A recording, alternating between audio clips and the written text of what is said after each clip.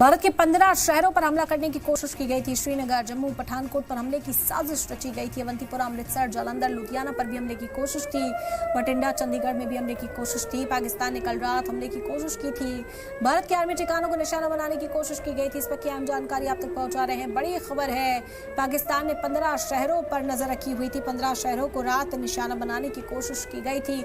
हमला करने की कोशिश की गई, लेकिन उस हमले को नाकाम बनाया गया। श्रीनगर, जम्मू, पठानकोट पर हमले की साजिश थी। अवंतीपुरा, अमृतसर, जालंधर, लुधियाना पर भी हमले की कोशिश थी। बठिंडा, चंडीगढ़ में भी हमले की साजिश रच रहा था पाकिस्तान, लेकिन उसे कामयाब होने नहीं दिया गया। पाकिस्तान ने कल रात हमले की कोशिश की थी। भारत के आर्मी ठिकानों को निशाना बनाने की कोशिश की गई थी, लेकिन उन कोशिशों को नाकाम बना दिया गया। पाकिस्तान की ओर से पलटवार भारत का ये रहा कि एयर डिफेंस सिस्टम को ही तबाह किया गया। अब तक थोड़ी बहुत जो सिक्योरिटी पाकिस्तान के पास थी वो भी अब खत्म हो गई है। एयर स्पेस पूरी तरह से खाली है और पाकिस्तान को इसका खामियाजा और ज्यादा बड़े पैमाने पर भुगतना पड़ सकता है।